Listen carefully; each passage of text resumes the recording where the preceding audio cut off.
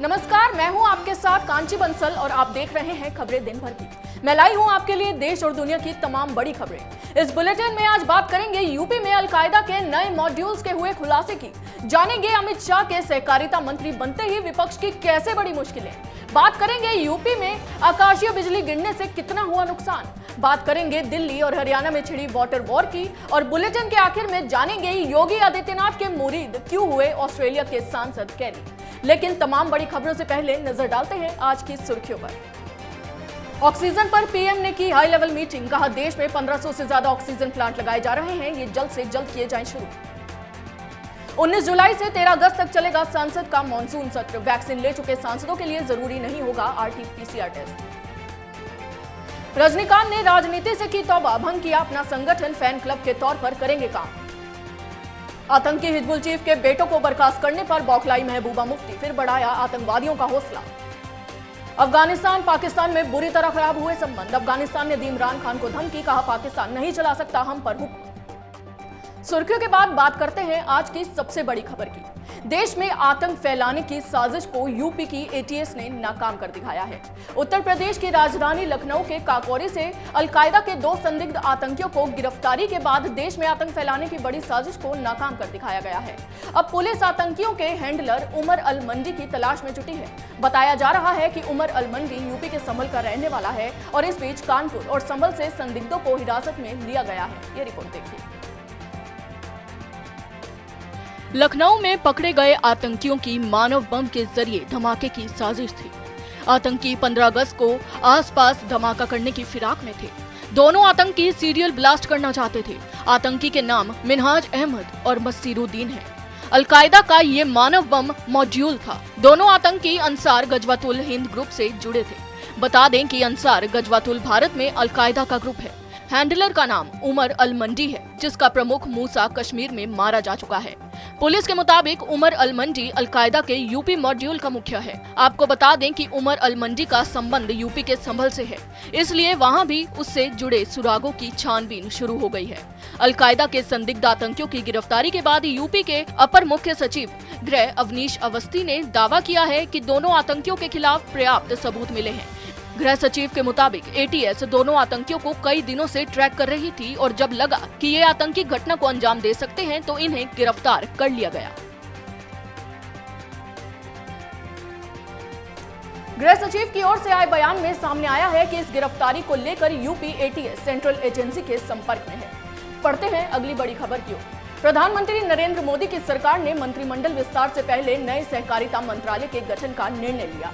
केंद्रीय गृह मंत्री अमित शाह को देश के पहले सहकारिता मंत्री के रूप में बड़ी जिम्मेदारी दी गई, लेकिन अमित शाह को ये मंत्रालय मिलना विपक्ष को हजम नहीं आया। इससे विपक्ष बेचैन हो उठा। अमित शाह को सहकारिता मंत्रालय मिलने से क्यों डर गया विपक्ष, जानिए हमारी इस खास रिपोर्ट से। गृह मंत्री अमित शाह अब सहकारिता मंत्रालय की जिम्मेदारी भी संभाल रहे हैं, लेकिन इससे विपक्ष को डर है कि सहकारिता से विकास का मंत्र पूरे भारत में लागू होने पर गरीब किसान और लघु व्यवसायी बड़ी संख्या में सशक्त होंगे, जिससे भाजपा और मजबूत होगी। सबसे पहले तो ये जानते हैं कि भारत सरकार ने आखिर सहकारिता के रूप में एक नए मंत्रालय की जरूरत क्यों समझी। केंद्र ने इसके गठन की घोषणा की और पूर्व भाजपा अध्यक्ष अमित शाह को इसकी कमान दी। केंद्र सरकार का कहना है कि इससे सहकार के समृद्धि के लक्ष्य को पाने में मदद मिलेगी। देश में सहकारिता आंदोलन को ये मंत्रालय मजबूत करेगा, लेकिन इसका मुख्य उद्देश्य ये है कि ये सहकारिता आंदोलन को एक अलग प्रशासनिक, कानूनी और नीतिगत ढांचा और वातावरण प्रदान करे। गुजरात में सहकारिता से बड़ी संख्या में महिलाएं भी जुड़ी है। अमित शाह को केंद्रीय सहकारिता मंत्री बनाए जाने का एक कारण ये भी है कि देश के कई सहकारिता बैंक और समितियां आज घोटाले से त्रस्त हैं और शाह को ऐसे मामलों में कार्रवाई से काम लेने के लिए जाना जाता है। आगे बढ़ते हैं और नजर डालते हैं तीसरी बड़ी खबर की ओर। उत्तर भारत में यूपी, राजस्थान समेत कई राज्यों में रविवार को बिजली का कहर बरपा। उत्तर प्रदेश में किन किन इलाकों में आकाशीय बिजली गिरने से जान माल का कितना नुकसान हुआ है, जानिए हमारे इस खास रिपोर्ट से। उत्तर प्रदेश में आकाशीय बिजली गिरने से 40 लोगों की मौत हो गई है। कानपुर और उसके आसपास के जिलों में 18 लोगों की मौत हो गई है। प्रयागराज में 14, कौशाम्बी में 4, आगरा में 3, उन्नाव में 2, प्रतापगढ़, वाराणसी और रायबरेली में एक मौत हुई है। कई जगह आकाशीय बिजली की वजह से जानवरों की भी मौत हुई है। हादसे में मृत लोगों के परिजनों के लिए सरकार की तरफ से 4-4 लाख रुपए के मुआवजे का ऐलान किया गया है। वहीं राजस्थान में आमेर के किले के पास वॉच टावर पर चढ़कर सेल्फी ले रहे लोगों पर बिजली गिरने की घटना में भी 8 लोगों की मौत हो गई है। प्रधानमंत्री नरेंद्र मोदी को भी राजस्थान और यूपी की घटनाओं की जानकारी दी गई। उन्होंने प्रधानमंत्री राहत कोष से मृतकों के परिजनों के लिए 2 लाख और घायलों के लिए 50,000 रुपए की सहायता राशि देने का ऐलान किया है। आपको बता दें कि भारत मौसम विज्ञान विभाग पहले ही उत्तर भारत के कई स्थानों पर सोमवार सुबह तक मूसलाधार बारिश होने की चेतावनी जारी कर चुका है। राजस्थान के कई हिस्सों में बिजली गिरने की अलग अलग घटनाओं से 7 बच्चों समेत 10 लोगों की मौत हो गई, जबकि 13 लोग घायल हो गए हैं। भारत मौसम विज्ञान विभाग पहले ही उत्तर भारत के कई स्थानों पर सोमवार सुबह तक मूसलाधार बारिश होने की चेतावनी जारी कर चुका है। इस घटना के बाद पीएम मोदी ने भी ट्वीट कर अपना दुख जाहिर किया है। आगे बढ़ते हैं। दिल्ली और हरियाणा के बीच एक बार फिर पानी की सप्लाई को लेकर जंग छिड़ गई है। दिल्ली जल बोर्ड की ओर से हरियाणा सरकार पर जानबूझकर पानी की सप्लाई कम करने का आरोप लगाया गया है, जिसके कारण यमुना में पानी कम हो गया है। अब यह पूरा मामला सुप्रीम कोर्ट के दरवाजे तक जा पहुंचा है। पानी पर दिल्ली बनाम हरियाणा की जंग को जानने के लिए देखिए हमारी ये खास रिपोर्ट। दिल्ली और हरियाणा में पानी को लेकर जंग जारी है। दिल्ली जल बोर्ड के राघव चड्डा ने सबसे पहले आरोप लगाया कि हरियाणा सरकार की ओर से 120 मिलियन गैलन कम पानी छोड़ा गया है, जिसके कारण यमुना में पानी की कमी हो गई है। उन्होंने हरियाणा सरकार पर पानी के मसले पर राजनीति करने का आरोप लगाया है। दूसरी ओर हरियाणा की ओर से जवाब दिया गया है कि मॉनसून में देरी और आम आदमी पार्टी के मिसमैनेजमेंट के कारण यमुना में पानी की कमी आई है। हरियाणा सरकार का कहना है कि ये समस्या हरियाणा की दी हुई नहीं है, बल्कि पूरी तरह से दिल्ली की ओर से पैदा की गई है। दिल्ली सरकार के आरोपों के बाद हरियाणा सरकार की ओर से दावा किया गया है कि मॉनसून में देरी के बावजूद वे दिल्ली को उसकी तय मात्रा में पानी सप्लाई कर रहे हैं। नजर डालते हैं आज की आखिरी बड़ी खबर पर। कोविड-19 महामारी के मैनेजमेंट को लेकर यूपी के मुख्यमंत्री योगी आदित्यनाथ के मुरीद अब ऑस्ट्रेलिया के सांसद क्रेग कैली तक हो गए हैं। क्रेग कैली ने सीएम योगी की तारीफ की है। क्रेग कैली को सीएम योगी का काम इतना ज्यादा पसंद आया है कि उन्होंने पूछा कि क्या हमें मुख्यमंत्री योगी आदित्यनाथ उधार में मिल सकते हैं। ऑस्ट्रेलियाई सांसद ने सीएम योगी की तारीफों में कैसे बांधे पुल, जानिए हमारे इस खास रिपोर्ट से।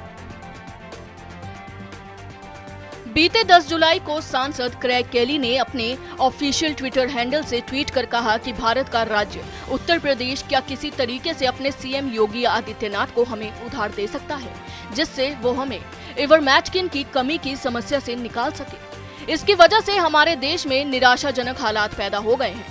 गौरतलब है कि क्रेग कैली का ट्वीट इस वक्त सोशल मीडिया पर तेजी से वायरल हो रहा है। यूपी में योगी मॉडल की तारीफ करने से ऑस्ट्रेलियाई सांसद क्रेग कैली खुद को नहीं रोक पाए।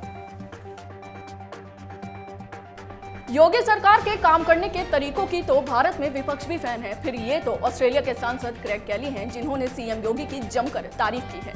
खबरें दिन भर की में आज के लिए बस इतना ही। अगर आपको हमारा ये वीडियो पसंद आया हो तो इसे लाइक करें, हमारे वीडियो को शेयर करना ना भूलें और कैपिटल टीवी को याद से सब्सक्राइब करें। फिलहाल के लिए मुझे दीजिए इजाजत। जय हिंद। 2 साल पहले शुरू हुई एक मुहिम, मीडिया में एक नया आंदोलन, शपथ झूठ को बेनकाब करने की, संकल्प सच को आप तक पहुंचाने का। और इस क्रांति को मिला आपका साथ। हर दिन हमसे जुड़े लोग, 10,70 करोड़ से ज्यादा दर्शक हमें देख चुके हैं। अब है आपकी बारी। उत्तर प्रदेश में नए आंदोलन की तैयारी। आपका कैपिटल टीवी अब और स्पेशल और fresh. Capital TV Uttar Pradesh. अगर आपको हमारा वीडियो पसंद आया हो तो इसे लाइक करें, हमारे चैनल को सब्सक्राइब करें और हाँ, बेल आइकन दबाना ना भूलें ताकि आप तक हमारे वीडियो की नोटिफिकेशन पहुंचती रहे। आप अपना सुझाव हमें कमेंट बॉक्स में दे सकते हैं। हमारे साथ जुड़ने के लिए शुक्रिया।